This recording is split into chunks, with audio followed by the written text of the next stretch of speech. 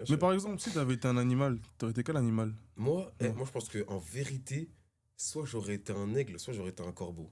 Même moi, aigle, pareil. Et toi, tu dis quoi, toi? T'es un chat, mec. Non, vas-y, Moi commence pas. Commence pas. Non, en vrai. Attends, lui, c'est un chat ou toi, t'es un chat? Oui. Lui Et toi, t'aurais été quoi, toi? Moi, si j'avais été un animal, fut un temps, j'aurais dit un lion. Maintenant, je ressemble plus à Et une loutre? Moi, je t'aurais trouvé en mode loutre. un loutre et tout. Ouais. J'ai la visio. T'as capté? Pour moi, c'est trop une loutre. Ah ouais, Moi, tu je suis dis une ça? loutre. Ouais. C'est quoi le bruit d'une loutre? Ouais, c'est vrai, l'autre.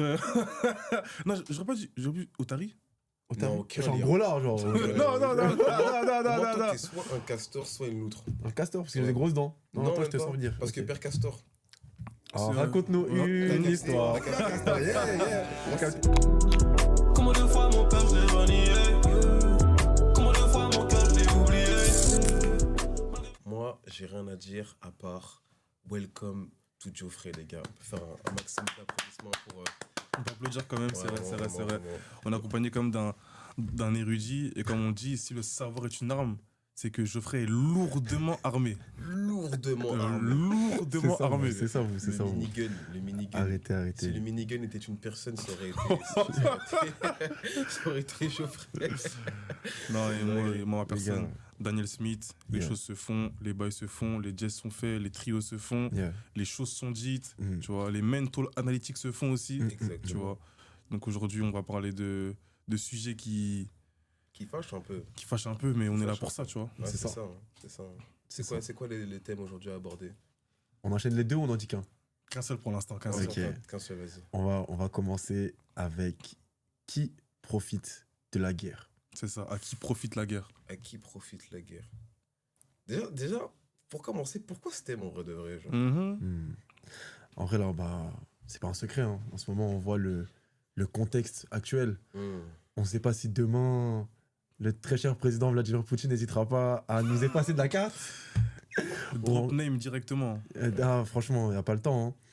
Mais tous mes respects à sa présidence. Et surtout que, en vrai, le conflit avec ce qu'on a pu voir aussi au Proche-Moyen-Orient, hein, le génocide en cours en Palestine, bon, ça a l'air de s'apaiser à l'heure où on parle.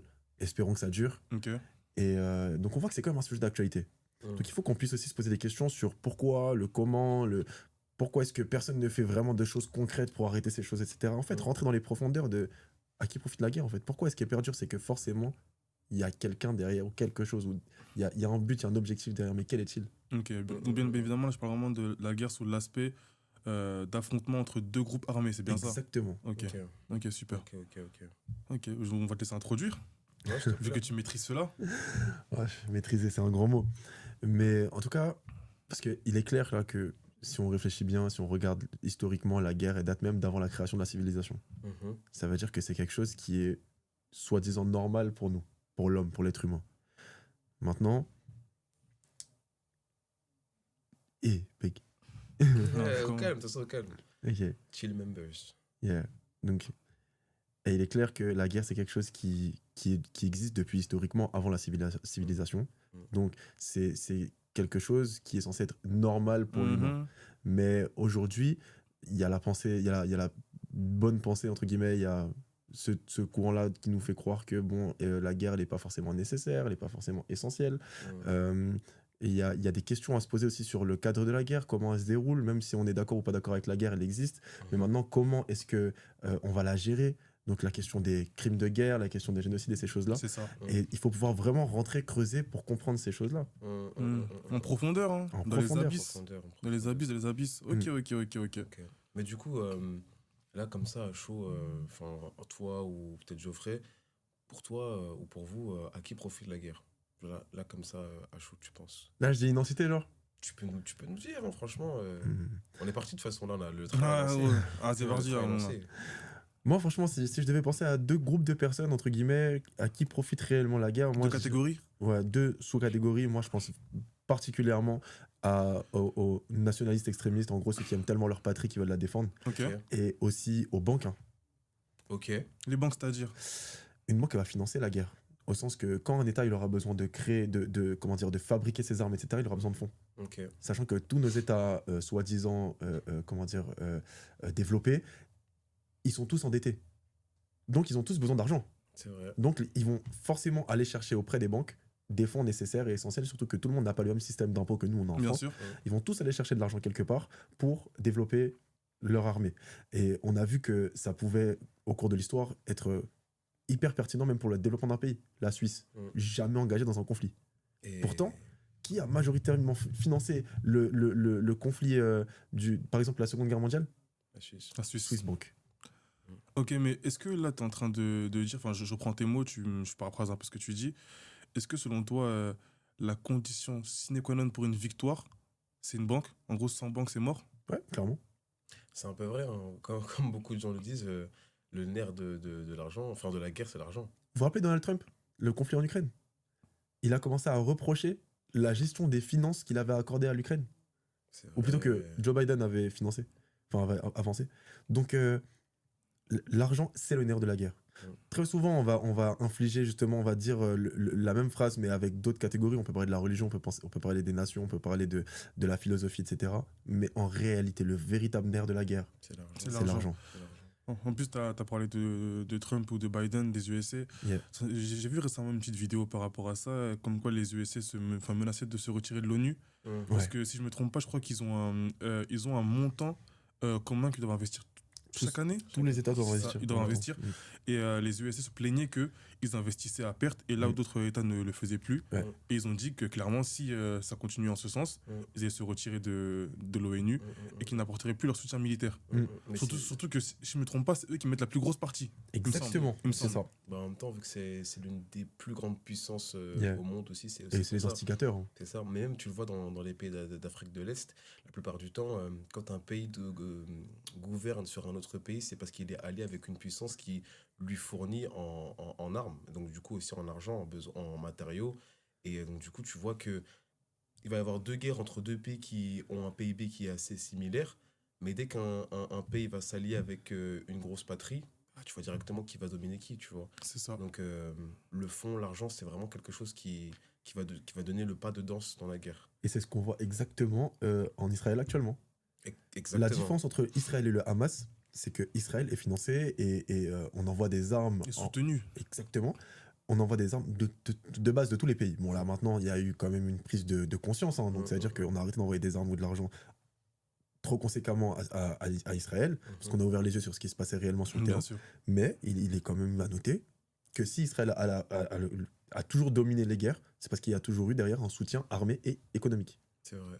Donc on peut également aussi en penser que c'est peut-être ça qui véhicule aussi une soif de l'oppresseur. Vous en pensez quoi, vous? Même dans la vie par rapport aux oppresseurs et à qui profite réellement la guerre? C'est vrai qu'en général, il y a vraiment cette notion en fait, d'oppresseur et d'oppressé. Ok. Et généralement, de ce qu'on a pu voir au travers de l'histoire, c'est que c'est souvent une conquête qui vient d'abord d'un principe, d'une idéologie, d'un dogme, qui vient en fait s'abattre sur les victimes, soit s'abattre sur les civilités, tu vois. Donc quand par exemple on prend la Seconde Guerre mondiale avec Hitler, la plupart en fait de ce qu'on va tirer de ça, c'est que il avait une idéologie propre qui était à lui, et il a voulu l'imposer, et il a profité de la faille que la Première Guerre mondiale avait créée pour pouvoir instaurer en fait justement cette doctrine. Donc il y a vraiment en fait cette notion d'oppresseur, la soif en fait de la conquête de l'oppresseur. Et pareil pour les colons, hein, ça a toujours été en fait une soif d'envahissement et de contrôle ça peut pas être en fait quelque chose qui va se résoudre par la diplomatie. Donc c'est forcément quelque chose qui va se résoudre par la violence, la guerre et les meurtres. Enfin, après, je sais pas ce que vous en pensez, mais en tout cas, c'est ce que moi j'ai pu retirer de tout ce que j'ai pu voir. Ok. En parlant de colons, j'aimerais bien qu'on insiste sur l'épisode nazi. Est-ce que vous considérez le nazisme, ce que Hitler a voulu faire, même promulguer, comme de la colonisation pour vous? C'est-à-dire? Est-ce que pour vous, comme par exemple ce qu'ont pu faire les Portugais, les Français, les Anglais et consorts, c'est un peu pareil que ce qu'a voulu faire Hitler, surtout que lui, il a voulu exterminer une population. On peut même parler de génocide, on va vraiment un peu plus loin. Est-ce que pour vous, on peut considérer cela comme de la colonisation? Pour vous, c'était vraiment simplement, il avait un but, il voulait l'atteindre et c'est tout. Pour moi, Parce que- sincèrement, oui. Parce que si on prend la Russie, la Pologne, ce qu'il a voulu faire, Et pas que. récupérer le pouvoir, tu vois. Et pas que. Parce que même si on dit que la France, ça a été une conséquence et que c'était pas le but, l'objectif d'envahir la France, etc., on voit que derrière, il y a eu aussi la volonté d'éduquer. Aussi, il y a eu l'expansion de la propagande. En fait, il y a eu une volonté de démonstration de puissance, certes, mais pas uniquement. Il fallait aussi inculquer les valeurs, les principes de la pensée nazie. Donc on voit que... parce qu'en plus, Hitler, c'était quelqu'un de très intelligent en réalité. Mais ce que tu dis, carrément, c'est une dinguerie parce qu'en parlant de propagande, j'avais cru voir dans 2-3 bouquins qu'apparemment, il était en prison. Enfin, il était en prison, ou avant qu'il parte en prison, il s'était engagé dans la politique et il avait un parti qui était face à lui. Et du coup, ils ont commencé par les médias à faire la propagande contre les juifs, à les stigmatiser, à les. C'est quoi le mot déjà ? Exactement, les marginaliser, les mettre à part, pour que l'opinion publique et dans la pensée collective, on puisse les prendre comme pour cible, tu vois, directement, et pour qu'ils puissent mettre pour qu'ils soient à l'écart, et que pour lui, il puisse monter au pouvoir. Suite à ça, je crois qu'il est parti en prison, si je ne me trompe pas. C'est ça, où il a rédigé Mein Kampf. Exactement. Et... Enfin, vas-y. Je te laisse. Bah, moi, ce que j'allais dire, c'est que même si des personnes iront à dire que c'était pas forcément de la colonisation, on retrouve tous les schémas qui accompagnent la colonisation. Exemple par exemple, la séparation, par exemple, des communes au sein même d'une patrie. Par exemple, diviser les Juifs et, par exemple, les Allemands, ou diviser les Noirs par rapport à leur couleur de peau, le colorisme, ça a été vraiment une stratégie qui menait à amenuire en fait la population afin de mieux régner, diviser pour mieux régner. Et ça, c'est vraiment un principe de la colonisation qu'on a vu à travers les âges. Un principe fondamental. Carrément. Mais si je ne me trompe pas, je ne sais pas s'il est immigré également, Hitler. Il n'est pas allemand dessous, je ne me trompe pas. Autrichien. Ouais, autrichien. De l'Autriche-Hongrie à l'époque. Ok, c'est ça. Ouais. Je crois que sa mère était partie étudier ou quelque chose comme ça, ou travailler en Allemagne, il l'avait suivi. Je ne me trompe pas. Mais il a développé la pensée de l'Arien, il l'a développé sur le front. C'est vraiment pendant la Première Guerre mondiale où il a développé cette idée-là. Et ensuite, il a eu la haine du juif pendant... J'ai l'impression par contre que la haine du juif, ou plutôt il y a la rumeur de la haine du juif vis-à-vis de son père qui serait d'origine juive et qui était mauvais avec lui, qui est souvent redessiné dans les représentations, que ce soit dans les médias ou dans les films qui représentent la vie d'Hitler. Est-ce que c'est vrai ? On ne pourra pas savoir malheureusement, puisqu'il est déjà mort, heureusement. Mais bon. En vrai, ça rentre un peu aussi dans la sous-thématique de la soif de l'oppresseur. C'est-à-dire que si ce que tu dis, si ce que tu présentes c'est vrai, ça voudrait dire que parce qu'il avait une haine viscérale contre son père qui était d'origine juive, la source en fait de sa soif pour endoctriner en fait toute une population et mener jusqu'à la Seconde Guerre mondiale, c'était à la base la haine qu'il avait, mais c'était la haine qui était propre à lui, c'est-à-dire qu'il a englobé plusieurs millions de personnes dans un problème qui était complètement... Il a joué de ça parce que, en fait, parce que la haine du juif, en fait, c'était quelque chose de... C'est pas nouveau là-bas. En Europe, c'est pas nouveau. Déjà, l'Église catholique avait fait perdurer la haine du juif en les pointant du doigt, en montrant que, voilà, eux, ils ont le droit de toucher à des choses qui sont impures et tout, parce que dans la pensée juive... contemporaine à leur temps, en tout cas au XXe siècle, XVIIe siècle, etc. Le clergé, il faisait passer par exemple la gestion de l'argent comme quelque chose de démoniaque. C'est vrai. Donc quand il y a eu ce cas de figure-là, on s'est dit, depuis le Moyen-Âge, en fait, qui peut gérer l'argent ?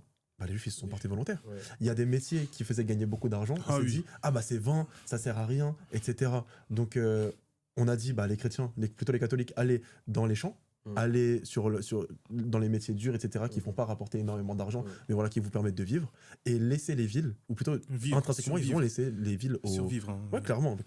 Ils ont laissé les villes, les centres-villes, les métiers, les hauts placés, les dentistes, les docteurs, voilà, ceux qui géraient vraiment administrativement ou qui s'enrichissaient avec des métiers vraiment plus compliqués, les juifs. Et donc ça a fait que derrière, quand les populistes, ils ont commencé à se dire à l'époque que mais regardez, les juifs, ils ont de l'argent. Regardez, les juifs sont riches, ils sont puissants.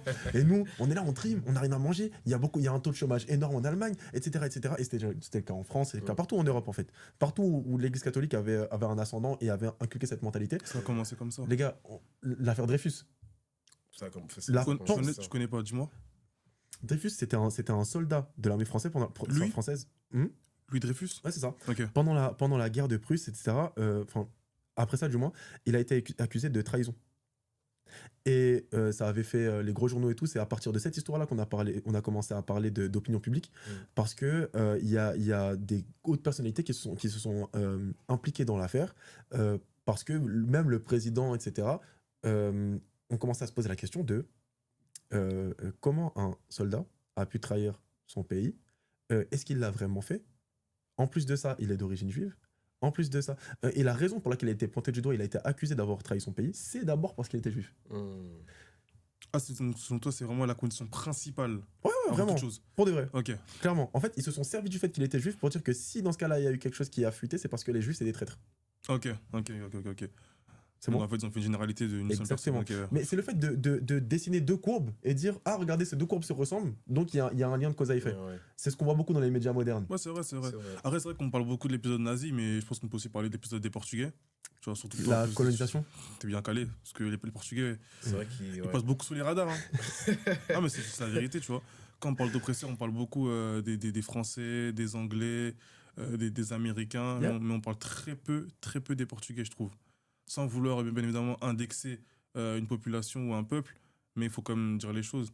Vous en pensez quoi de Qu'est-ce que tu peux nous de leur dire soif par rapport à. Non, moi, Bah, c'est la c'est moi découverte qui du pose la Congo. question. Le génocide en Afrique noire.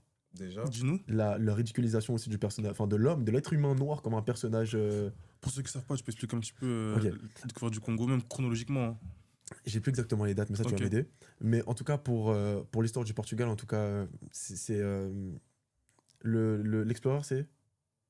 J'ai plus le nom, Passons. honnêtement. Ok. Donc pour l'histoire du Portugal, ils ont décidé de faire un petit passage en Afrique, et ils sont entrés en Afrique par le fleuve du Congo. Donc ils ont découvert le Congo et ils ont découvert l'homme noir. Ou plutôt découvert, c'est vraiment un grand mot, mais en tout cas c'est comme ça que ça nous a été exposé. Ils nous, ont en cours. rencontré l'homme Ils noir. ont rencontré l'homme noir, noir. c'est ça. Et sauf qu'ils n'ont pas pris l'homme noir directement pour un homme. Pourtant, ils ont bien vu les civilisations noires. Ils ont bien vu les richesses noires. Qu'ils ont Très d'ailleurs- structuré et très bien organisé à l'époque. Hein. Très bien organisé à l'époque. Et une arme très occidentale d'ailleurs, c'est de faire passer les richesses occidentales pour beaucoup mieux que les richesses africaines. Ils ont volé, pillé l'or, les métaux précieux, etc. Ils ont tué, bref, ils ont violé les femmes. N'ayons pas peur des mots, on est en Ah oui. Moi, Les c'est- choses c'est- sont dites. Les choses sont dites. Ah oui, ici. les choses sont dites. Franchement, s'il y a des choses à dire, on va les dire. Ils ont commis des atrocités, Ok. des crimes, etc. Ils ont commis ce qu'on peut appeler aujourd'hui, donc c'est un anachronisme, mais aujourd'hui on appellerait ça des génocides en Afrique. Ils ont décimé des populations, des villages, etc. Ils ont ramené des hommes noirs, ils ont fait des cirques, ils ont déplacé des hommes et des femmes, des enfants dans des calèches dans toute l'Europe pour présenter l'homme noir comme une bête aux yeux du monde. Déporté, je dirais même. Mais c'est clairement une déportation. C'est clairement le terme, Déporté. c'est clairement le terme. Et ouais. Et donc ça a été mené par qui? Par les Portugais d'abord. Et ils ont été très soutenus par les puissances de l'époque, par les hautes autorités de l'époque, qui ont complètement légitimé ce qu'ils faisaient. Parce qu'il y avait un racisme ambiant. Pourquoi? Parce que c'est toujours la peur de l'autre, en fait. Ok, donc du coup, si on prend les épisodes tels que l'épisode de la Chine, du nazisme, même des Portugais, on voit que la guerre profite souvent à la soif de l'oppresseur. La plupart du temps. Enfin, du coup, à l'oppresseur, du coup. Ouais, la plupart du temps, c'est surtout l'oppresseur en fait qui va amener la chose, et après de tout ce que vous m'avez cité, bah, c'est souvent eux qui vont profiter de la guerre. Après, j'ai quand même envie de dire que les victimes aussi se soulèvent. La vengeance de la victime. La vengeance de la victime. victime se venge en fait au final. Donc en fait, c'est là qu'on rentre dans le cercle vicieux. Et par exemple, si on prend le cas de l'oppresseur chinois, donc la Chine qui avait une oppression pendant plus d'un siècle chez les Japonais, les Japonais ont aussi fait subir une oppression. Enfin, eux qui étaient d'abord une victime sont devenus oppresseurs et ont fait subir l'oppression aux Coréens pendant beaucoup plus d'un siècle. Et c'est même d'ailleurs pour ça que les Coréens, par exemple, se sont ouverts beaucoup moins rapidement au monde. On voit très bien que tout ce qui va être de la culture coréenne, elle est venue vraiment tardivement en 2020, 2015.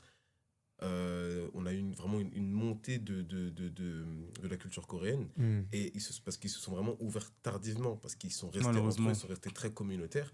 Et ça aussi, c'est une des conséquences en fait de. Quand tu parles de la Corée, il faut préciser quelle Corée aussi. Il y en a deux. La Corée du Sud, bien évidemment. Bien évidemment, parce que la Corée du Nord, force à vous les frères. Je ne m'aventurerai pas sur ce sujet, mais force à vous les frères, je m'arrête là. On s'arrête là. Mais voilà, tout ça pour dire que l'oppressé peut devenir oppresseur très très rapidement. Très rapidement. Très, très rapidement. Mais en parlant de ça, j'aimerais aussi qu'on puisse soulever un point. Est-ce que pour vous, la guerre peut profiter à des révolutionnaires? Si on prend exemple Black Panther, mai 68, les Japonais. Je sais pas si par rapport à ça, vous avez des choses à dire? Par exemple sur le Japon, Black Panther. Non, moi, je connaîtrais plus sur Black Panther. Je t'en prie, vas-y. On voit clairement que la ségrégation aux États-Unis, ça a créé des soulèvements. Pourquoi? Parce qu'on a essayé de pacifier on a parlé de diplomatie tout à l'heure. On a essayé justement, des diplomates, de pacifier le débat avec l'oppresseur, en fait, qui était directement le gouvernement américain. Et qui pourtant eux-mêmes avaient été oppressés de base dans l'histoire de l'Amérique, des États-Unis. C'est des colons qui ont été oppressés par l'Angleterre même. Donc ils ont très bien la conscience de ces choses. Mais voilà, il y a eu un manque d'empathie pour la cause noire aux États-Unis. Et ça a fait que, au-delà de Martin Luther King, on a vu des personnages comme Malcolm X, comme le mouvement de Black Panther Party, qui se sont... Non pas pour atténuer ton propos, mais est-ce que Black Panther, c'est pas la plus grosse erreur du XXe siècle, du XXe siècle? Clairement. Comment ça? Clairement. On peut pas... en fait, on était sur divers hommes politiques et divers présidents à partir de John Fitzgerald Kennedy, où on a vu qu'il y avait quand même une volonté de la part du gouvernement de trouver des solutions. Mais il fallait aussi pouvoir plaire à tous. Il y a eu des grands hommes, comme des hommes de débat, des hommes à la fois politiques et spirituels, comme par exemple, je pense à Billy Graham, qui a, lui, par exemple, été instigateur parce que les États-Unis est un pays majoritairement chrétien évangélique, de ramener des Noirs et des Blancs sur les mêmes bancs dans les rassemblements, dans les stades, etc. Parce que lui, il ne pouvait pas avoir d'église, il était trop connu. Il était très connu. Encore aujourd'hui, d'ailleurs. Très connu. C'est une figure. Non, laisse tomber. Clairement. Et donc, voilà. Donc, en gros, il y a eu des personnages qui ont essayé de trouver des solutions, et des personnages majeurs de l'histoire américaine qui ont essayé de trouver des solutions pacifiques. Et ça commençait à prendre de l'ampleur. Mais qu'est-ce qui a bloqué? Qu'est-ce qui a bloqué la discussion? C'est la guerre. Quand tu viens, tu mets une arme sur la tempe, si j'ai quelque chose pour me défendre, je vais me défendre. Mais même si tout ce que tu m'avais dit avant de me mettre l'arme sur la tempe, c'était concret, on pouvait trouver un chemin d'entente et tout. Si tu mets une arme sur la tempe, c'est fini. Il n'y a plus de discussion possible. Donc là, je comprends. En fait, le rapport de force a complètement changé, quoi. Clairement. Mais après, c'est vrai que c'est facile à dire quand on voit qu'il y a des personnes qui se faisaient piétiner, écraser, brûler vives. On pense au Ku Klux Klan, etc. Il y a eu, en fait, ça a fait un rapport le mal contre le mal, mais j'ai jamais vu du feu éteindre l'incendie. Je n'ai jamais vu du feu. Est-ce que tu peux répéter? Je n'ai jamais vu du feu éteindre un incendie. Voilà, je pense qu'on peut s'arrêter là-dessus. On peut s'arrêter là, moi je rentre chez moi. Je dis, si le savoir est une arme, Geoffrey est lourdement armé. Minigun. AK-47, M16, Revolver. hein.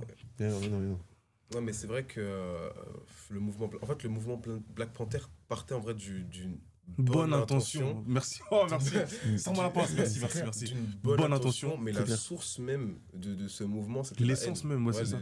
L'essence même, c'était la haine, en fait. Donc ça, je pense que même eux, comment dire, l'iceberg de la manière visible, c'était d'une bonne intention, mais quand tu regardes les profondeurs de cet iceberg-là, surtout que, je sais pas si vous êtes au courant, mais il y a eu pas mal d'extorsions, de détournements de fonds par rapport au mouvement. Enfin, les instigateurs, je n'ai plus les noms, mais ils ont détourné tellement d'argent par rapport à ça.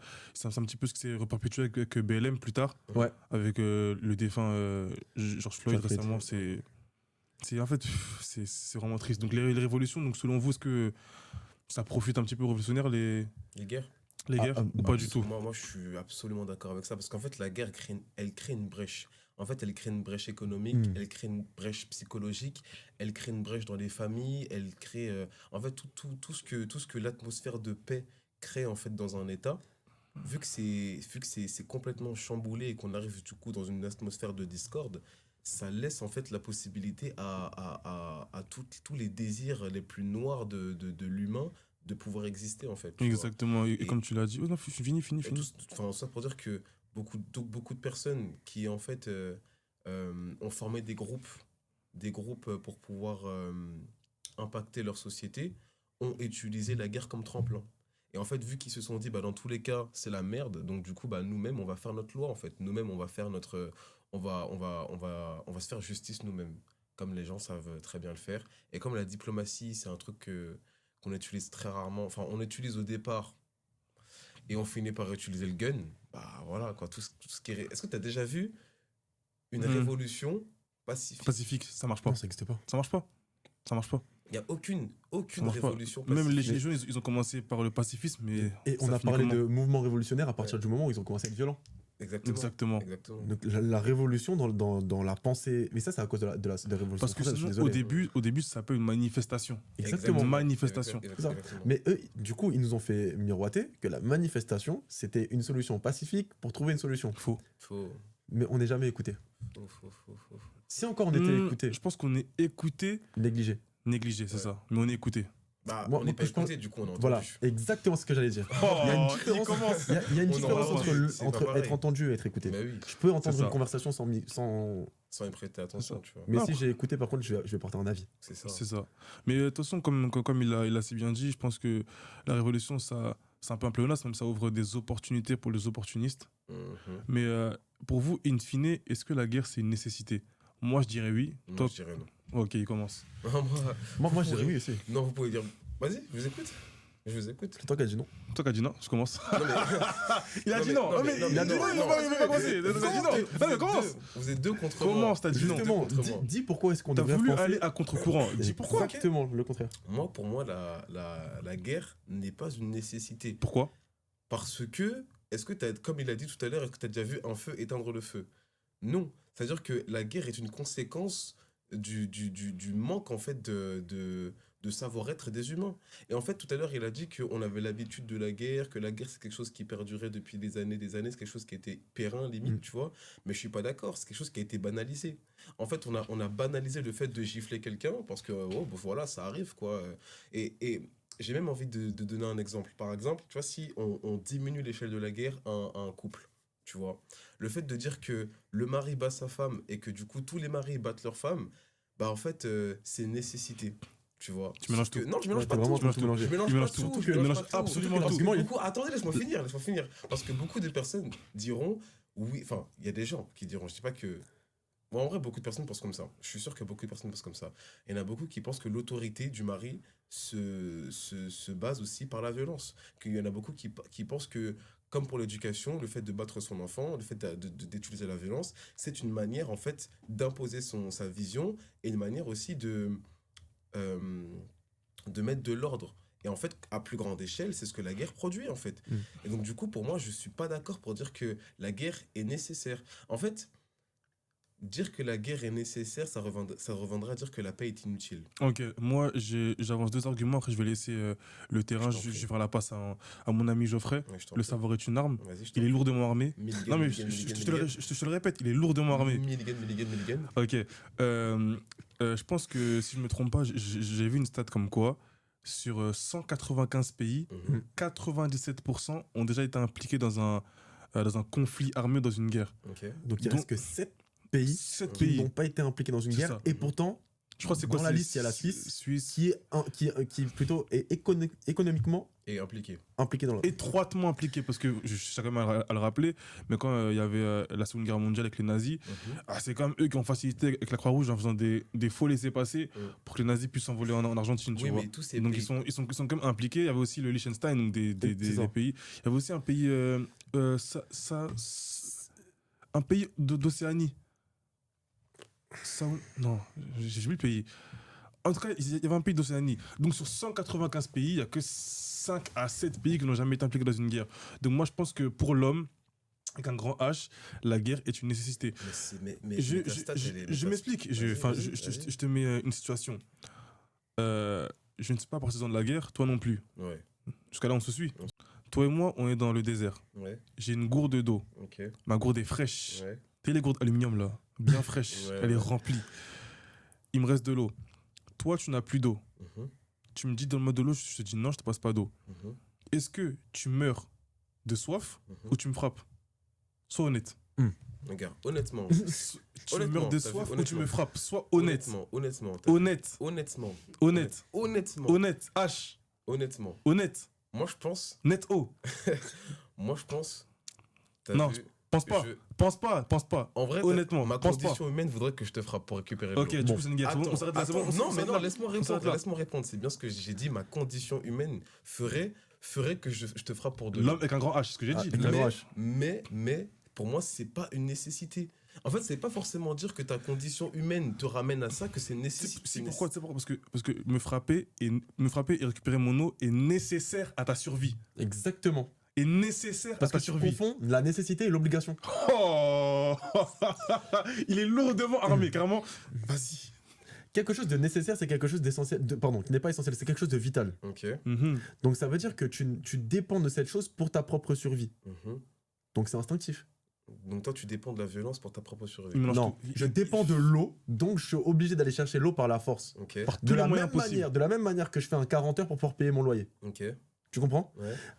Quand le sujet est vital, je vais me battre de toutes mes forces pour trouver une solution. Mhm. C'est instinctif, c'est l'homme qui est comme ça. On peut pas aller, c'est inhérent à l'être humain. Mhm. On peut pas aller au-delà de ça. Inhérent, il a dit. Je vais ajouter un mot. C'est comme une condition Sine qua non.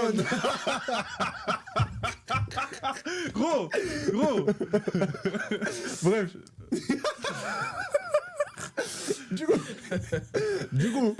Du coup, non sérieux, dans l'être humain, il va toujours se battre pour trouver une solution. Tout le temps. Et donc, Moi, je suis d'accord. Moi, et en donc, fait, je suis attends. d'accord. Vas-y. quand on parle de guerre entre deux pays, parce que Ouais. c'est le sujet en réalité, même si en vrai une guerre, ça, c'est deux groupes en fait, deux groupes armés ou non, mais en tout cas c'est deux groupes qui se battent pour une idée. Quand on parle de guerre entre deux nations, c'est parce que derrière il y a une intention de préserver son intégrité nationale, Mhm. la défense de ses ressources, Mhm. ou encore d'aller récupérer les ressources d'un autre pays parce que je n'en ai pas pour mon développement économique. Mhm. Et comme je vous disais, l'argent, c'est le nerf de la guerre. Ah oui. Ok, donc en vrai, c'est-à-dire que la question, en fait, elle est même beaucoup plus poussée que ça. Là, on est sur l'essence même de l'homme. Est-ce que l'homme est-ce que l'homme avec un grand H est orgueilleux? Est-ce qu'il est mauvais Essentiellement de bon, base? mauvais. C'est ça.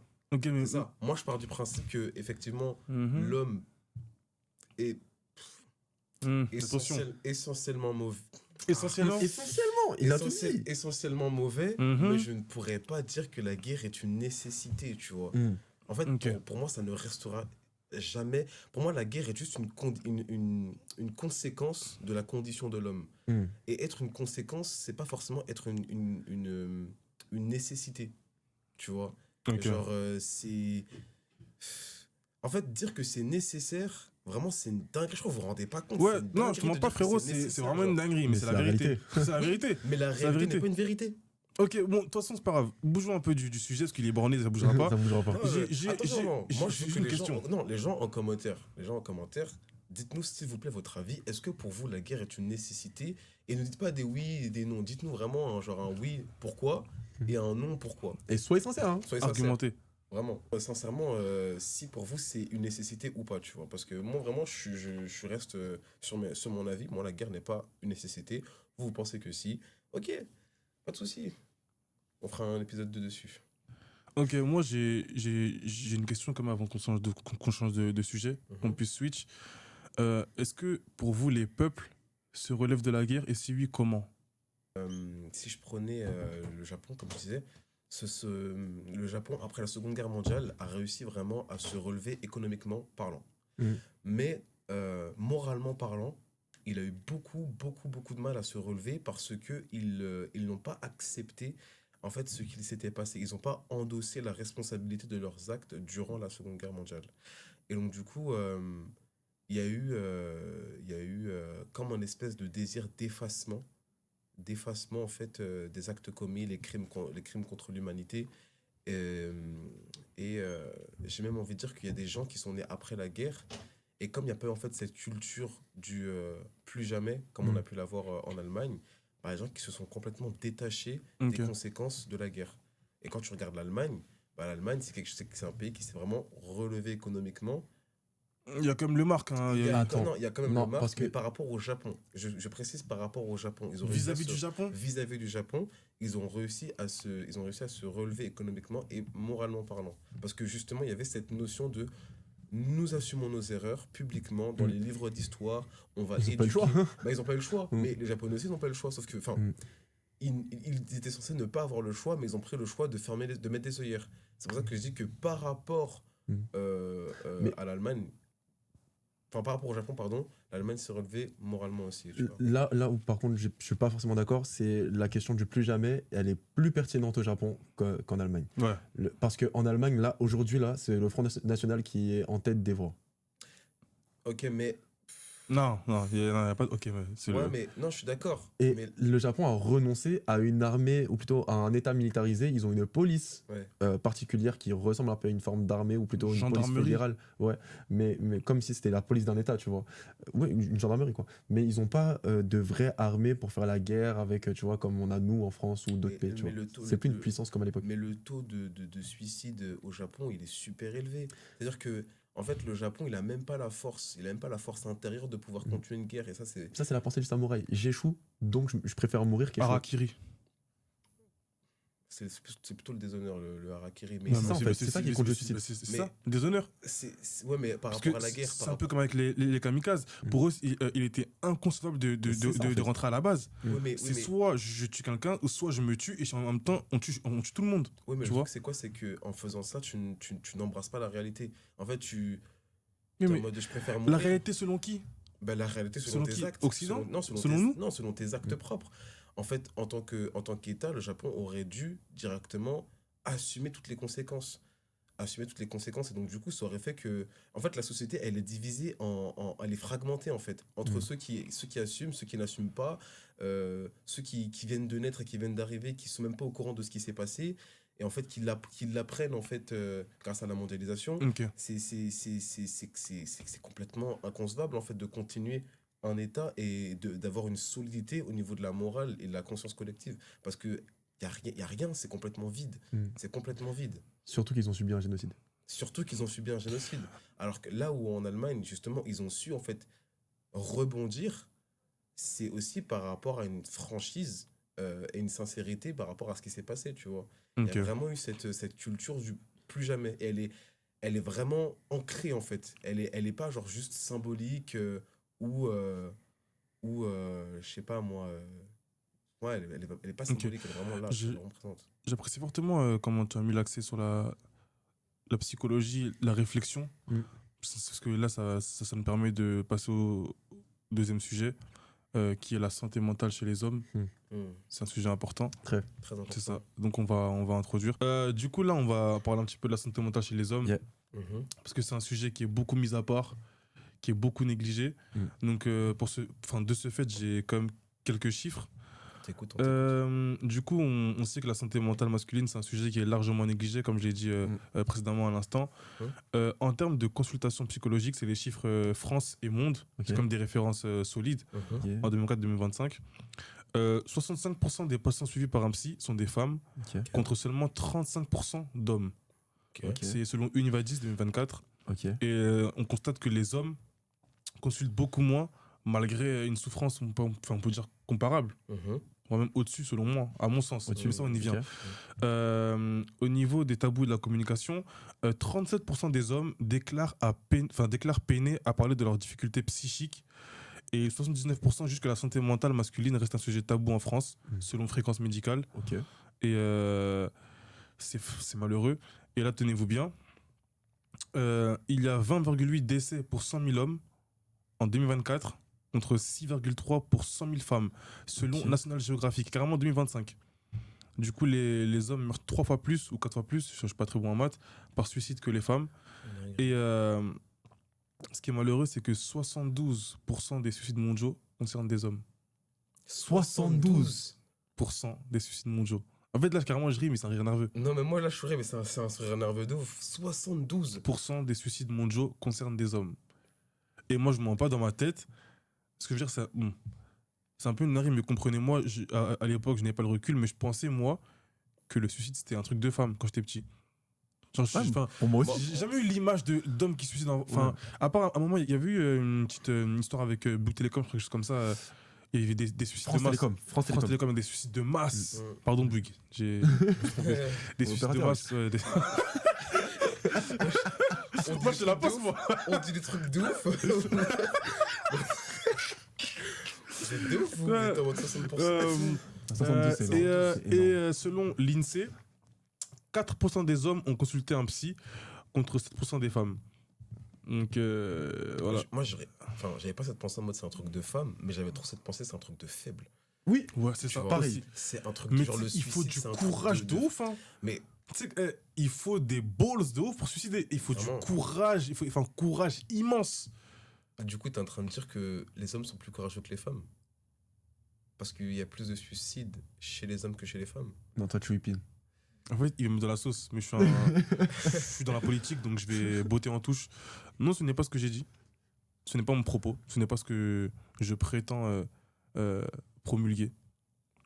Non. Ok. Mais du coup, les gars, vous, c'est quoi votre vision? Moi, courtement pour en parler, bien évidemment, par rapport à ce que j'ai vécu et par rapport à mes maigres connaissances, je vais essayer d'emporter un petit peu ce que je suis en train d'apprendre. Et bien évidemment, c'est selon moi, mon vécu à moi. Ce n'est pas une généralité. Moi, je pense que la santé mentale chez les hommes, c'est vraiment un sujet tabou. On n'en parle on n'en parle pas assez. Parce que depuis tout petit, on m'a appris à la fermer, ne pas pleurer, abdiquer, passer au-dessus, prendre sur moi. Je suis adulte depuis que j'ai 9 ans, tu vois. Donc je pense que même quand j'ai voulu émettre des pensées de dépression à certains amis d'antan à l'époque, on m'a dit que non, t'es un noir, tu peux pas être en dépression, tu peux pas aller chez un psy. Ça, c'est des trucs de blanc. Je vous dis clairement les choses, hein, les gars, parce que les choses sont dites. Et ouais, donc c'est clairement ça. Je sais que même comme j'étais passé par des événements un petit peu compliqués avec ma famille et mon foyer dans mon enfance, j'ai eu à consulter un psychologue, mais je me sentais vraiment incompris. Ça m'a vraiment rien apporté. Après, à cette époque-là, j'étais petit, donc je bottais en touche. Tout ce qu'elle me disait, je disais amène à tout, comme certains disent. Logique. Elle me disait, en gros, je voulais pas trop m'ouvrir à elle. Et c'est vraiment là que j'ai compris qu'en fait, la santé mentale, c'est vraiment important. C'est quand j'ai eu 18-19 ans, je suis passé par une phase compliquée dans ma vie. J'étais en dépression. Je sortais plus de chez moi, etc. Et j'ai vraiment compris qu'en fait, l'épanouissement d'un homme avec un grand H passe par le mental. C'est obligé. C'est obligé. C'est vrai que beaucoup embrassent la foi ou d'autres solutions annexes qui peuvent être, qui je crois sont des solutions si ça marche pour certains. Mais c'est chaud. ouais, mais la santé mentale, c'est vraiment un élément qu'il faut traiter. Parce que le cerveau est pas maître de tout, mais c'est un petit peu lui qui nous conditionne chaque matin à se réveiller et être en bonne. Enfin, pas en bonne santé, mais comment dirais-je être en forme, je dirais. Être en bonne forme physique également. Exactement. Donc la santé mentale, c'est vraiment un sujet tabou. Je sais pas ce que vous en pensez. Je sais pas si c'est du même avis ou pas. Clairement. Donc, franchement, pour moi, il y a vraiment, en fait, chez les hommes, en tout cas, ce gros problème de qu'est-ce qu'est la masculinité. Tu vois, Clairement. il y a vraiment, en fait, ce truc de ok, bah, moi en tant que parent noir, moi en tant que parent blanc, moi en tant que chef de société, moi en tant que morale, éthique, je vais t'apprendre ce qu'est la masculinité. Et la plupart du temps, ce qu'on véhicule, et quand je dis on, c'est vraiment un on général, ce qu'on véhicule, c'est de la masculinité qui est vraiment toxique. C'est-à-dire que je voudrais reprendre un truc que tu avais dit dans l'épisode précédent qui était vraiment marquant. Tu avais dit l'âme n'a pas de sexe. Tu vois, donc c'est-à-dire que ce que une femme peut ressentir, ce qu'un homme peut ressentir, en fait, bah, ça va être dans le même sac, on va dire, entre guillemets, parce que les émotions n'ont pas de sexe. Indifférence. Par contre, la manière de l'exprimer peut être différente parce que on va être deux vases différents, on va dire. Denzel, tu as dit la manière de l'exprimer. Ouais. Est-ce que les hommes l'expriment?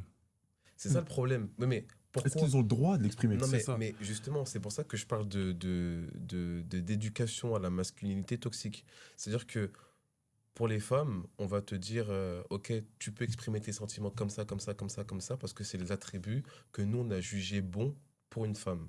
Par contre, pour un homme, tu ne pourras pas exprimer tel et tel sentiment comme ça parce que ça ne ressemble pas et ça ne s'attache pas à la figure qu'on a donnée à un homme. Et c'est parce qu'on a voulu donner une logique humaine qui était complètement désuète ou limite décousue que l'homme finit par imploser. L'homme finit par imploser. L'exemple le plus concret que tu as pu donner, c'est par exemple un homme ne pleure pas, tu vois. C'est tellement triste, ça. Un homme ne pleure pas. Et en fait, beaucoup, on va dire, oui, ben, un homme, ça pleure pas, tu prends sur toi, prends sur toi. Sauf qu'on va dire ça à un enfant qui a 5 ans. Le poteau, Et pas un adulte. il a même pas encore découvert toutes ses émotions, tous ses états d'âme. On va déjà commencer à le boucher, À le brider. à le brider, Faut le dire, tu vois. à le brider à ses 5 ans, et arriver à ses 28 ans, à ses 20 ans, c'est encore loin, mais à ses 22 ans, 25 ans, il se suicide, et on est en mode, bah, je comprends pas, c'était quelqu'un de vraiment gentil, il ferait pas de mal à une mouche. Moi, je l'ai vraiment vu, voilà, mais C'est un enfant calme. c'est un enfant Un enfant calme. de cœur. C'était un enfant de cœur, mais Ça, en c'est fait, à cause du féminisme, ça. Mais ça, on aura voilà, là, tu vas sur un autre sujet. Tu vas sur un autre sujet. Mais on en reparlera un jour. patriarcat. Mais voilà, tout ça pour dire que pour moi, il y a vraiment, en fait, une masculinité qui est vraiment déplacée et qui est vraiment toxique, qui éduque, en fait, les nations, qui éduque les hommes. Mm. Je sais pas ce que vous en pensez, mais pour moi, c'est vraiment ça le Joe. fond du Ouais, problème. c'est vraiment clair. C'est vraiment la question de la condition de l'homme. Attendez, parce que là, pendant que j'allais en parler d'une chose, mais vous avez tellement comment dire, parlé sur la condition actuelle Ouais, des choses, ouais, sur le passé, ouais. il faut comprendre que le passé aussi a une conséquence. C'est-à-dire qu'à chaque fois qu'on nous a dit de nous taire, Ouais. à chaque fois qu'on nous a dit de ne pas pleurer, à chaque fois qu'on nous a dit d'agir d'une manière ou d'une autre, en fait, on nous a conditionné à être un malade mental. Je m'explique. C'est-à-dire, j'aime Je bien. m'explique. J'aime bien. Carrément, si nous disons on recule, c'est que vraiment. C'est trop du recul. C'est trop, C'est carrément. du recul. Une personne qui n'a pas la compréhension ou le droit d'exprimer son émotion, Mhm. je parle d'émotions négatives, hein, parce que bien sûr qu'on nous a toujours laissé exprimer la joie, Ouais. la sagesse, la paix, la sécurité. Souvent, les femmes, quand elles viennent vers nous, en tout cas pour les relations hétéros, c'est vraiment dans le but de chercher en nous une proximité, une sécurité. Un rock. Un rock, quelqu'un qui puisse les aider, les porter, Un les appui. tirer, etc. Un appui Un aussi. berger, vraiment. C'est ça, quelqu'un. Oui, clairement, ça, un berger, c'est ça, clairement, un berger, c'est ça, un ouais, conducteur en fait. Ouais. C'est ça. Et c'est pour ça d'ailleurs qu'on verra que la plupart du temps, c'est les leaders des équipes, même quand c'est le plus fou, ou même le gars, il suit pas en cours et tout, mais juste parce qu'il lead d'une équipe, les meufs, elles vont se retourner vers lui. C'est vrai. C'est psychologique. Bref, c'est psychologique, exactement. Parce qu'elles voient en lui cette personne qui peut les guider, en fait. Ouais. Bref, c'est pas le sujet. Le sujet, c'est que le fait de nous brider, le fait de nous empêcher de ressentir, le fait de nous empêcher à exprimer, Mhm. on garde tout en nous. On accumule, on accumule, on accumule. Et ensuite, on réagit. Mhm. Et bien souvent, on nous pointe du doigt Mhm. pour la réaction qu'on a eue. Quand une femme, d'ailleurs, on va lui dire ah, mais elle réagit comme ça parce qu'elle a été, on l'a touchée quand elle était petite. Ah, mais vas-y, sa mère, elle l'a obligée à faire plein de trucs à la maison, elle n'avait pas le droit de sortir, c'est normal qu'elle soit comme ça aujourd'hui. Elle cherche à s'émanciper, elle cherche à devenir. Mais nous, lorsqu'on va réagir d'une manière qui ne convient pas à la société ou au point de vue extérieur, c'est un malade. Il n'y a pas de raison pour qu'on puisse faire ça. C'est inhumain. Mais c'est la condition dans laquelle tu m'as mis, en fait.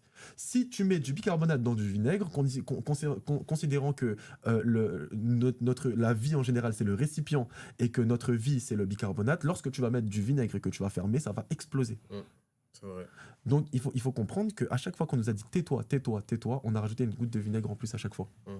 Jusqu'à aujourd'hui, ou un mentos dans du soda. Et à terme... Ça va exploser. Franchement, j'ai pas envie qu'on fasse les politiciens. Ton propos est très pertinent. Mais là, on a identifié, on va dire, entre guillemets, la conséquence, le problème. Mais quelle est la cause? Quelle est la genèse de cette cause? Ça a commencé quand, selon vous? Selon vous, ça a commencé quand? Pour moi, ça, c'est un problème, en fait. Et c'est à cause de qui aussi? Enfin, il y a un livre, à un moment donné, Kant, il en parle dans un de ses essais. Il parle en fait des majeurs et des mineurs. Donc quand il parle des majeurs, c'est pas au sens premier où on entend les gens qui ont 21 ans internationalement parlant ou 18 ans, mais c'est vraiment ceux qui ont une conscience et un éveil beaucoup plus important que la moyenne. Ok, c'est-à-dire en gros c'est un petit groupe de personnes. Un groupuscule. Exactement. Oligarchie carrément. Exactement. Okay. Vraiment. Et la plupart, même dans son essai, je pense qu'il fait référence aux Lumières d'ailleurs. Tu vois. Okay. Donc dans son essai, il parle du fait que des personnes, en fait, vu qu'ils ont la connaissance et l'éveil suffisant, ils peuvent en fait conduire en fait les mineurs. Et les mineurs, en fait, ça va être nous. La masse. Ça va être la masse. Et du coup, on va pouvoir dire à la masse, ok, vous devez vivre votre vie comme ceci. Ou en tout cas, pour être un humain, parce que nous, on a compris ce que c'était qu'être un humain, donc on va vous dire c'est quoi un humain, tu vois. Donc un humain, il est basé comme ceci, comme ceci, comme ceci. Et d'ailleurs, tu vois que beaucoup de personnes ne voient pas la différence entre l'âme et l'esprit, tu vois. Mm. Mais des gens comme Platon, C'est quoi la différence, du coup? bah, justement, je vais te le dire, des gens comme Platon ou des gens comme Épicure voyaient en fait l'âme comme en fait le récipient en fait aux émotions, à la volonté et par exemple aux sentiments, tu vois. Et l'esprit comme étant en fait le récipient à la conscience, à l'éveil, justement. Et donc, du coup, pour contrôler, les majeurs vont utiliser l'esprit pour pouvoir contrôler l'âme de la masse. Ok. Et le problème qui revient, c'est dans l'âme, en fait. Si les gens arrivent arrivent à un point où à se suicider ou à se sentir en fait incompris ou à sentir qu'il y a vraiment un problème récurrent qui fait qu'ils n'arrivent pas à s'exprimer, c'est qu'il y a un embouteillage dans l'âme, tu vois. Mais ils n'ont pas la force nécessaire dans l'esprit pour pouvoir déjà le reconnaître et pour pouvoir éteindre ce feu.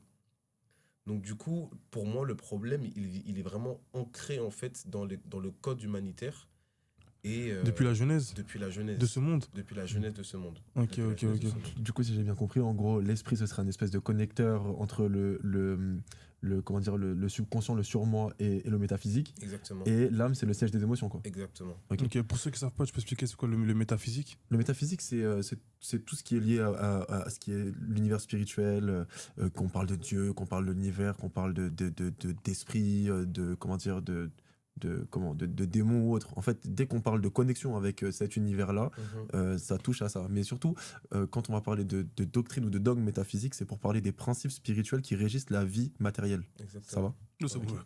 Ok. Non, parce que c'est pas tout le monde qui comprend Ouais. quand on parle de Ouais, moi, ça- Non, mais on est là pour ça, on est là aussi pour s'édifier Ouais, c'est ça. et croître en connaissance ensemble. C'est Ok. ça. C'est ça. Ok. Mais franchement, ton propos, il m'a fortement édifié, mais ça répond pas à ma question. Enfin, Et justement, je crois qu'elle allait venir. tu m'as dit la Justement, j'allais Genèse. venir. Ok. J'allais y venir parce que, en fait, tout à l'heure, tu as utilisé le terme oligarchie Mhm. pour parler en gros d'un groupuscule qui dirige un grand. C'est ça. Un autre grand, enfin une grande masse. La masse, c'est ça. Donc quelques-uns qui dirigent beaucoup. La niche, la Exact. masse. Et donc, moi, le constat que j'ai pu faire, après, si je me trompe, on est là pour ça. En tout cas, ce constat que j'ai pu faire, c'est que quand tu regardes la jeunesse de l'homme, avant la civilisation, il n'y avait pas ce problème. Mais dès lors qu'on a créé la civilisation et qu'on a modernisé ou qu'on a fait croître le concept de civilisation, comme par exemple, ce qui me parle le plus, c'est l'Empire romain.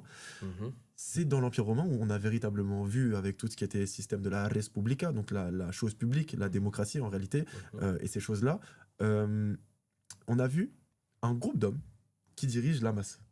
Et d'hommes, avec un petit h, puisque la femme et l'enfant étaient renvoyés au rang d'esclaves. Ils ne pouvaient pas avoir la citoyenneté.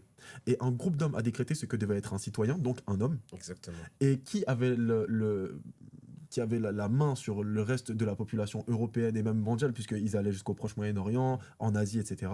Bah, du coup, c'était Rome. Donc, du coup, c'était les hommes, avec un petit h. Donc, en fait, ceux qui ont dit à l'homme, tu dois être comme ça pour être un homme au départ, donc c'est les grandes civilisations et donc cette oligarchie C'est les hommes. constitutive. Exactement. C'est les petits hommes. Genre, c'est Ok, pas ok, ok. l'humanité. Ok. C'est intéressant, mais même en parlant d'oligarchie, ça fait penser un petit peu à Edouard Bernays. Je sais pas Yeah. si vous connaissez. Si, si. Ça te parle, toi? Ouais. Bah, dis-moi, ou ça te parle? Apparemment, tu connais. En gros, au 19e, 20e siècle, il est né au 19e, mais il a surtout agi au 20e siècle. Ok. C'est un homme donc d'ici, Autriche-Hongrie, je crois, ou Allemagne, en tout cas, par là, ces pays-là. Occident, en tout cas. D'Occident, c'est donc Ok. un homme occidental, qui a instigé en gros les principes de. Comment on appelle ça tout ce qui va gérer. J'ai dit le mot tout à l'heure en plus. Hein. En tout cas, c'est le père des relations publiques. Les relations publiques. Mais merci, c'est le mot que je cherchais, les relations publiques. Ok. Voilà. Donc, du coup, c'est le père des relations publiques au sens que il a donné des. Merci, Léonel. Ouais, Merci, Léonel. vraiment. Il a donné des tips et des clés pour manipuler en réalité l'opinion publique. Comme par exemple avec l'histoire des clopes, des cigarettes là. Les femmes. En Oui, les gros, femmes. il a fait croire à des femmes qu'en fumant publiquement, c'était un geste de rébellion en gros Geste contre la mentalité. d'émancipation. Exactement. Contre l'oppression des hommes en gros. Et ouais, donc il a fait plein de choses comme ça. Hein. Qu'est-ce que je peux dire de plus? Donc en gros, une des causes, c'est la montée du féminisme. La montée Faut du le dire, féminisme. vous Ouais, voulez une pas le cause- dire. Non, Oui, mais- vous voulez pas le Oui, dire, non, on mais dirait. si, Non, mais si. c'est ça, Non, c'est mais- ça Mais que je qu'est-ce voulais que t'entends par Non, là? vous voulez pas le dire. Tu dis Non, beaucoup, voilà, tu dis justement. beaucoup de choses. C'est ça. Qu'est-ce Non, que on tu a veux- parlé de lui, pas de Non, mais- parler de ça. On en a qu'est-ce déjà que tu parlé veux dire par en là off. On a déjà parlé. Rappelle-toi quand on avait parlé avec Dylan, quand on parlait par rapport à la fin de la Seconde Guerre mondiale, etc. Ouais. Quand on avait parlé vaguement du sujet, tu te rappelles Ouais, ou pas oui, si, je me rappelle le fait que, par exemple, les femmes, à partir de ce moment-là, ont commencé, par exemple, à travailler, qu'il y a eu le Droit de vote. droit de vote. En fait, il y a vraiment eu en fait, ce détachement du rôle qu'on avait donné à la femme de Une base. émancipation, clairement. Une émancipation qui a, en fait, bouleversé, chamboulé, en fait, le schéma classique de l'homme. Et ce qui a Tu vois. conduit donc, à l'après-guerre à. C'est ça, parce que pendant que les hommes étaient au front, les femmes Travaillaient. travaillaient, ce qui était anormal C'est pour ça. l'époque. C'est les C'est femmes ça. qui développaient C'est en ça. fait le troisième front, Exactement. Qui est du coup le Mais- foyer. et carrément, on l'appelait aussi l'arrière-front aussi. d'arrière-front. Yeah. Et donc, du coup, là, les hommes se sont retrouvés vraiment. De base, un homme, ça, à l'époque en tout cas, il était là pour travailler, retrouver sa femme, ses enfants, et donc, du coup, prendre du Son temps. foyer. Et son foyer. Et en fait, ce laps de temps-là, c'était un peu comme s'il était en train de régénérer, comme s'il était en train de se restaurer émotionnellement par rapport à toutes les atrocités qu'il avait vécues pendant la guerre ou même pendant la vie, parce que la vie d'un homme, on ne va pas dire que c'est facile, enfin la vie de personne c'est facile de toute façon, mais voilà, surtout dans l'ancien temps, la vie d'un homme c'était souvent le travail et la souffrance. Yeah. Donc il y avait en vrai cette douceur que la femme apportait qui a complètement disparu parce que la femme aussi du coup s'est retrouvée au front, pas forcément au front au sens premier du terme, mais au front de la vie, tu vois. Et donc du coup ça a vraiment créé un déséquilibre en fait dans la mentalité de l'homme. Ok. Moi, quand je dis féminisme, bien évidemment, je l'entends bien, c'est le féminisme qui est mal placé. Parce Ouais. que à la jeunesse, c'était juste comment dirais-je, un désir, en gros, une volonté D'équilibre. d'équilibre, c'est ça. Mais maintenant, c'est devenu un désir de supériorité, Ouais. de vouloir D'avoir l'ascendant sur l'homme. l'ascendant ça. sur l'homme. Mais c'est néfaste, c'est grave toxique. C'est néfaste. C'est Mais grave. après, ça c'est parce que les hommes avec un grand H, donc j'englobe tout le monde, ne sont insatiables. Donc du coup, ils vont jamais s'arrêter à un but qui s'était fixé de base. Le but va forcément glisser Ouais. et arriver à quelque chose de désordonné et va finir par dévorer tout le monde.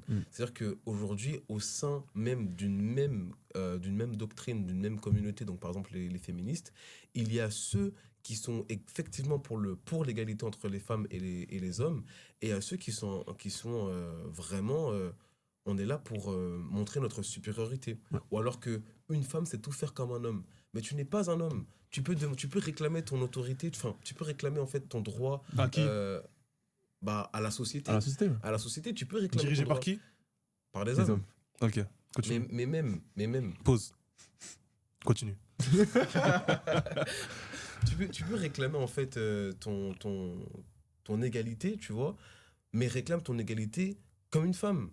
En fait, pourquoi tu veux te mettre à la place d'un homme, Te comparer, à un homme et demander ton égalité comme un homme, alors que tu n'es pas un homme. alors Et qu'on ça, peut juxtaposer les deux. C'est la ça. confusion. C'est la confusion mais justement, entre le savoir-faire et le savoir-être. Être. Exactement. Et justement, Lourdement armé. Lourdement. Milligan. la condition de l'être humain veut qu'il y ait des hommes avec des énergies féminines et des énergies masculines et des femmes avec des énergies masculines. Vice ou des versa, énergies- c'est ça. Exactement. C'est ça. Et certaines femmes avec des énergies masculines pensent pouvoir devenir des hommes. Pourquoi? Parce qu'elles ont des traits de caractère d'un homme. Faux. Mais tu n'es pas un homme. En Faux. fait, tu n'es ni biologiquement armé comme un Vrai. homme, ni intellectuellement équipé Vrai. comme un homme. Parce que même si on dit que les femmes et les hommes ont les mêmes champs intellectuels et tout, c'est pas vrai tout le temps. C'est pas vrai. Une femme va avoir une sagesse, une complémentarité avec la sagesse de l'homme, plutôt la sagesse de la femme du moins, mais l'un a besoin de l'autre, mais les deux ne sont pas identiques. Et Sauf si les deux étaient identiques, ça ne marche Ouais, pas. et ça marche on pas. y Et comme il a dit, l'un a besoin de l'autre. Pour moi, la femme est vraiment une aide pour l'homme. Je suis convaincu que la femme est une aide pour l'homme, mais non pas sans vouloir atténuer son existence ou son importance, mais on ne pourra jamais comparer réellement une femme et un homme. Pour moi, c'est impossible. Leurs rôles sont bien distincts de la société, leurs places sont bien distinctes. Il faut vraiment que chacun reste à sa place, sinon, comme on dit, il faut tout pour faire un monde. Clairement. Sinon, ça crée un déséquilibre. Il faut pas que Ce tout le qui monde amène à la cherche chute. le même. C'est exactement. Et puis moi, je trouve, c'est surtout au niveau de chercher en fait à avoir de la reconnaissance avec la mentalité des hommes. Mais pour moi, tu es à côté de ton message. Parce que avoir de la reconnaissance avec le visuel ou en tout cas avec le schéma d'une femme, ça a beaucoup plus de rémunération que de chercher en fait à avoir de la reconnaissance comme si c'était un homme. C'est comme si par exemple une femme se déguisait en homme et faisait quelque chose et réclamait en fait la gloire de l'homme. Impossible. Alors que si elle avait pas de déguisement et qu'elle jouait son rôle de femme, Son simple attirail. franchement, c'est encore 1000 fois mieux. C'est encore 1000 fois mieux. Mais c'est pour ça que pour moi, le féminisme, en fait, de base, il part vraiment de quelque chose de puissant, de quelque chose qui marche, mais on est en train de perdre en fait le sens même de tout ça. Et là, je trouve qu'on s'éloigne un peu du thème principal, mais en même temps, on rentre dans une forme de complémentarité. Le poids que du coup ça inclut dans le cœur de l'homme, parce que la question, c'est la question justement de la santé mentale chez l'homme. Oui. Et ce que ça crée chez l'homme, c'est que justement, on peut voir que ce déséquilibre est créé dans la nature même de l'homme. On parle français. Ouais, Français. bien sûr. On a un taux de fertilité qui est 44% inférieur au taux de fertilité d'un homme classique il y a 30 ans. Déjà. On a des stress qui sont liés aussi au fait que nos femmes, parfois, elles vont gagner plus que nous, etc.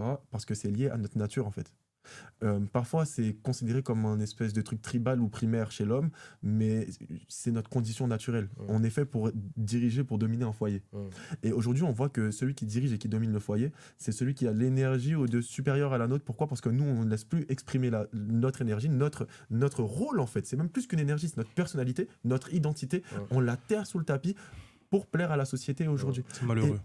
Ça conduit des hommes aussi au suicide. Ça conduit des hommes à la violence conjugale. Je suis pas en train d'excuser ces choses-là. On ne Pas du justifie tout. rien. Mais jamais. On ne justifiera jamais, Il y a jamais, un million de jamais. solutions et des numéros à appeler quand ça va pas pour Ah oui. éviter d'en arriver là. Ah oui, oui. Et d'ailleurs, on les met sur l'écran. Mais c'est quand même, il faut comprendre aussi que certains, ils n'ont pas cette facilité à aller vers ces choses-là. Et s'ils ont en plus de ça quelques problèmes, quelques déficiences psychologiques ou motrices, ils peuvent en arriver à des choses qui sont dramatiques. Ok, en tout cas, moi je crois que tout ça, ça ramène sur un autre sujet, c'est les relations. Les relations elles-mêmes. amoureuses, en fait, Clairement. c'est ça. C'est ça. Les Mais de toute façon, relations ça, hommes-femmes. prochaine fois. Prochain Prochain thème, je pense qu'on va parler de ça. Clairement. On va parler de ça. Ah ouais, les relations amoureuses. Ouais, relations amoureuses. Ok, direct. je vais prévoir un invité de marque. Tu dis De ça marque, hein. De marque, de qualité. Oh oui. Un seul. Peut-être deux, on verra. Deux, On verra. Ça, il y a de quoi dire, ça. Non, Ça, on verra. Ça, il faut Dis qu'on ça. tape du poing sur la table, ça faut qu'on parle. L'épisode durera 6 heures. C'est ça, on va régler les comptes. Non. Non, en tout cas, drop de mic. Drop de mic, voilà. Donc c'était Les choses sont dites avec donc du coup Daniel Smith, Geoffrey et Denzel pour votre plus grande compagnie. Jeffrey. Remets des glaçons. Oh. Non, merci de nous avoir écoutés et on se dit à très vite. Yeah. Restez vrais et prenez soin de vous. Comment de fois mon père je l'ai renié. Comment de fois mon cœur je l'ai oublié. Malgré mes fautes il reste mon bouclier. Je vais rouler dans la ville mais ce que je voudrais